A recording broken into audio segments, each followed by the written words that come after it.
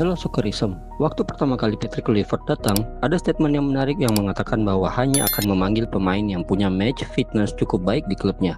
Artinya nih, pemain-pemain yang jarang bermain alias lebih sering duduk di bangku cadangan akan kesulitan mendapatkan tempat di timnas era Kluivert. Coach Patrick juga bilang bahwa pemain lokal atau tepatnya pemain yang bermain di Liga 1 adalah nyawa sebuah timnas. Spekulasi lalu muncul di banyak akun sosial media termasuk akun ini nih, kalau beberapa pemain langganan timnas di era pelatih sebelumnya akan kehilangan tempat. Lalu ternyata saat Garuda Calling dengan trailer yang keren itu muncul, tara, 27 nama yang dipanggil hanya Septian Bagaskara saja yang terbilang baru. Sisanya masih sama tuh kayak era sebelumnya.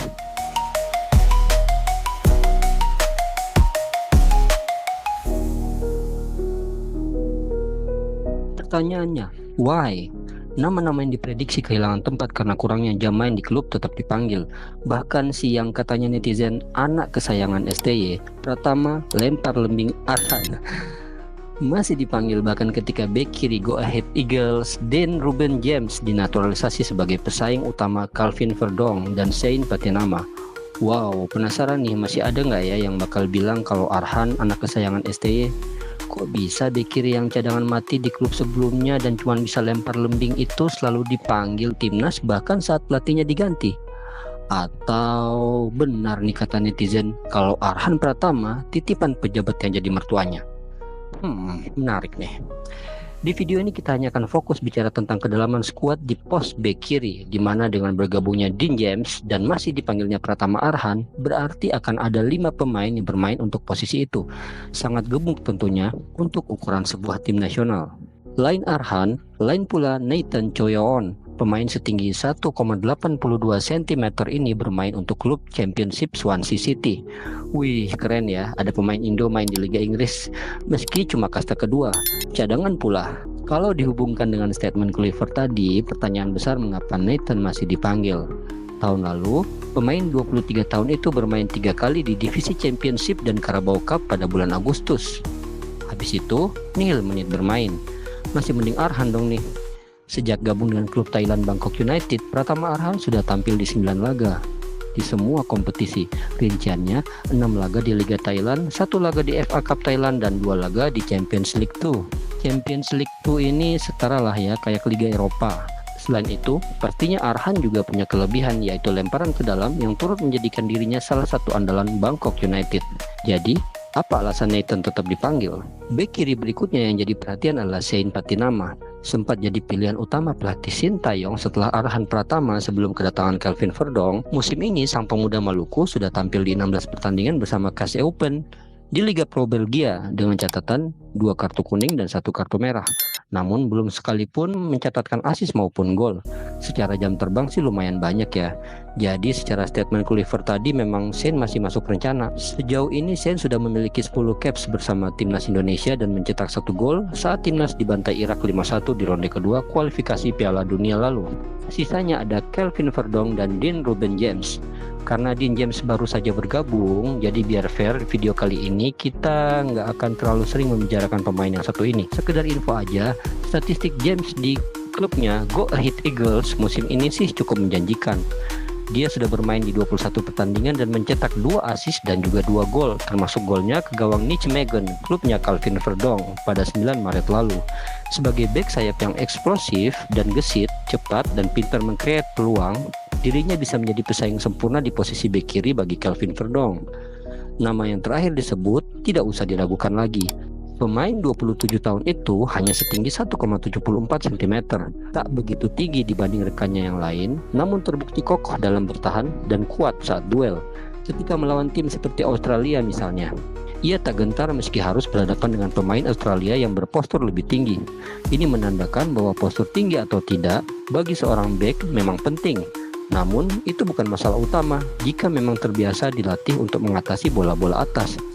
Calvin telah mengawal sisi kiri pertahanan Garuda sebanyak 7 caps dan hampir selalu tampil sempurna. Maka wajar jika seluruh fans timnas saat ini jika ditanya, mereka mungkin setuju kalau Calvin Verdong adalah pemain yang wajib dipanggil.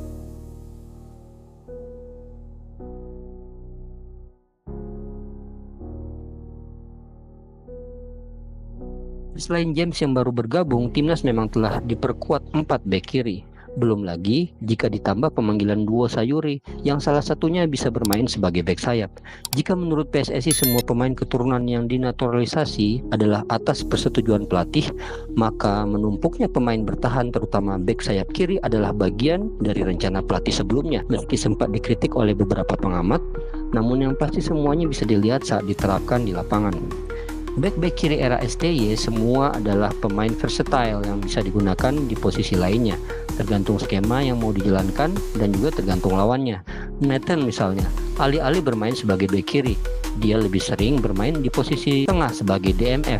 Saat Piala Asia U23, keberadaan Nathan di lini tengah sangat membantu memotong serangan lawan sehingga Ivar Jenner dapat lebih leluasa membagi bola ke lini depan. Memang saat di level senior, peran Nathan belum terlihat maksimal.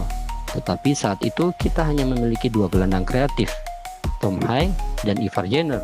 Keduanya sering dimainkan berbarengan dan kadang juga bergantian. Maka kehadiran Nathan bisa mengcover lubang saat Ivar atau Hai tidak dimainkan. Atau sebagai alternatif lain jika rotasi pergantian pemain. Mungkin ini menjadi pertimbangan Kluivert mengapa harus menelan ludahnya sendiri dengan memanggil Nathan yang jarang bermain di klubnya. Walau sudah memiliki Joy Palupesi, rasanya belum cukup jika kita tidak memiliki pemain lain yang lebih muda dan lebih agresif sebagai pilihan kedua. Walau tentu saja ada pilihan selanjutnya yakni Ricky Kambuaya yang juga bisa dipertimbangkan. Untuk Arhan terlalu jahat kalau kita bilang dia pemain titipan ya. Percayalah, pelatih seperti Luis Milla, STY sangat tak mungkin memanggil pemain berdasarkan jasa titip.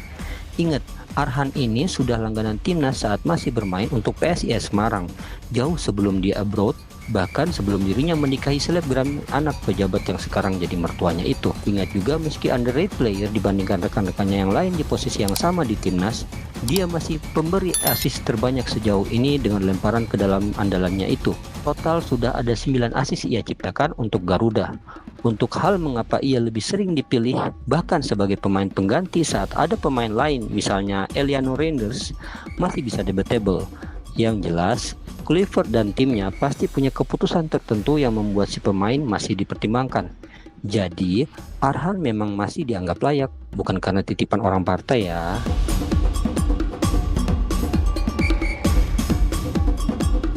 Lagi pula, pasti akan ada persaingan kok di timnas. Kluivert dan tim pasti masih main aman untuk Garuda Calling kali ini karena terlalu mepet waktunya untuk membongkar pasang tim secara ekstrim. Jika bermain seperti formasi yang disebut-sebut favorit Kluivert, yakni formasi 4-3-3, kemungkinan Joy Palupesi, Ivar Jenner, dan Tom Hai akan menjadi trio di lini tengah. Berarti Nathan akan masuk ke list cadangan, sementara Calvin Verdong berpotensi mendampingi Jay Itzes sebagai bek tengah kiri karena Justin Hubner belum bisa bermain versus Australia. Lalu James akan menjadi bek sayap kiri. Jangan lupa kalau James ini bisa tiba-tiba diplot sebagai winger kiri dengan Shane atau Verdong di belakangnya. Menarik sih kalau bisa melihat Verdong dan James saling bahu-membahu dalam satu tim setelah keduanya bertemu sebagai lawan di Liga. Arhan? Tentu saja, dia seperti alternatif terakhir saat tim sedang buntu. Suka atau nggak suka, throw in-nya masih salah satu senjata rahasia di timnas era ini. Kami prediksi setelah pertandingan bulan Maret ini, baru deh akan ada evaluasi tentang siapa yang akan tersisih, siapa yang stay di antara nama-nama yang ada sekarang. So, welcome to new era and enjoy it.